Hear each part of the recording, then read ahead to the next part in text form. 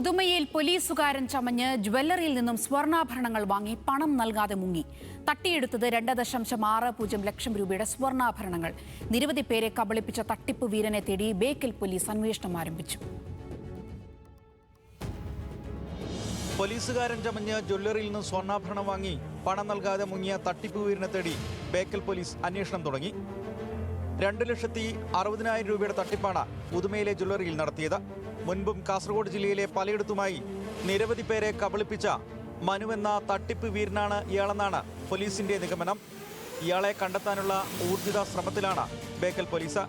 Uduma railway ഗേറ്റിന് സമീപത്തെ ജ്വല്ലറിയിൽ നിന്നും സ്വർണ്ണാഭരണങ്ങൾ വാങ്ങിയ ശേഷം പണം നൽകാതെ തട്ടിപ്പ് നടത്തിയെന്ന പരാതിയിലാണ് ബേക്കൽ പോലീസ് കേസ് രജിസ്റ്റർ ചെയ്തിരിക്കുന്നത്. 27-ന് ഉച്ചയ്ക്ക് 1 മണിയോടെയാണ് ബേക്കൽ പോലീസ് സ്റ്റേഷനിലെ പോലീസുകാരനാണെന്നും അഖിൽ രാജാണ് പേരെന്നും പറഞ്ഞ് തട്ടിപ്പുകാരനെത്തിയത്. പിന്നീട് വൈകിട്ടാണ് ഉദുമ റെയിൽവേ ഗേറ്റിന് സമീപമുള്ള പുഷ്പലത ജ്വല്ലറിയിൽ നിന്നും പ്രതി 16 ഗ്രാമിലധികം വരുന്ന സ്വർണ്ണാഭരണങ്ങൾ വാങ്ങിയത്. ഇതിന്റെ തുക ബാങ്ക് അക്കൗണ്ട് വഴി നൽകാമെന്ന് വിശ്വസിപ്പിച്ച ശേഷം പണം നൽകാതെ മുങ്ങുകയായിരുന്നുവെന്നാണ് പരാതി. സ്വർണ്ണമോതിരം, മാല, അരഞ്ഞാണം എന്നിവ ഉൾപ്പെടെ മൊത്തം 2,60,500 രൂപ വിലമതിക്കുന്ന ആഭരണങ്ങളാണ് നഷ്ടമായതെന്ന് ജ്വല്ലറി ഉടമ കളനാട് തൊട്ടി സ്വദേശിയായ ഗണേശൻ പറഞ്ഞു. അതൊരു മോതിരം ചോദിച്ചു. അപ്പോൾ മോതിരം എൻ്റെ അടുത്തില്ല.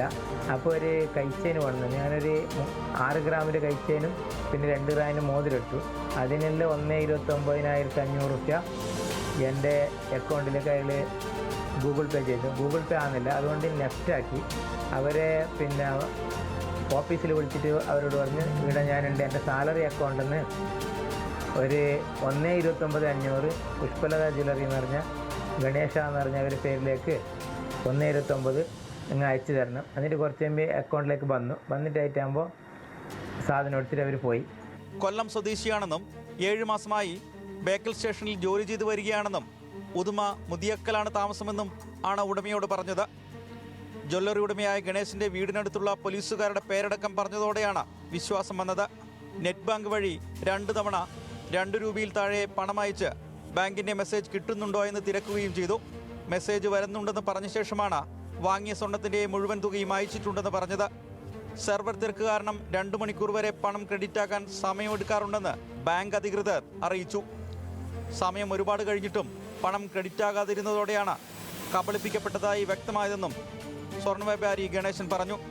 ജ്വല്ലറിയിലെ CCTV ദൃശ്യം പരിശോധിച്ചപ്പോഴാണ് ഇതിനു മുൻപ് കാസർഗോഡ് അടക്കം നിരവധി വഞ്ചനാ കേസുകളിൽ ഉൾപ്പെട്ടയാളാണ് ഇയാളെന്ന് പോലീസിന് വ്യക്തത വന്നത്. പ്രതിയെ പെട്ടെന്ന് തന്നെ പിടികൂടാൻ കഴിയുമെന്നാണ് പോലീസ് കരുതുന്നത്. ന്യൂസ് മലയാളം, കാസർഗോഡ്.